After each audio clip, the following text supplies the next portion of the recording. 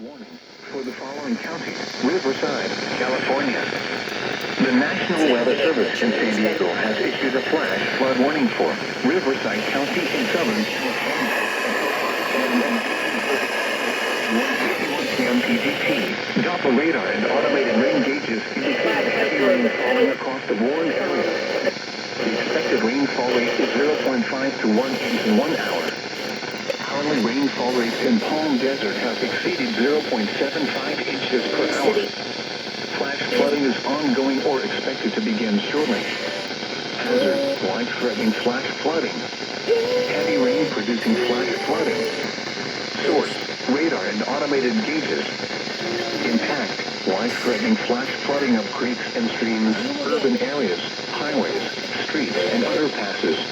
Some locations automated gauges. Impact: life-threatening flash flooding of creeks and streams, urban areas, highways, streets, and underpasses. Some locations Red Hill Mirage, North Palm Springs, and Highway 74 between Anza and Palm Desert. Mount Anza Central State Park, Cathedral City, Palm Desert, Eastern Desert, Palm Springs, Range Hill Mirage, North Palm Springs, and Highway 74 between Anza and Palm Desert.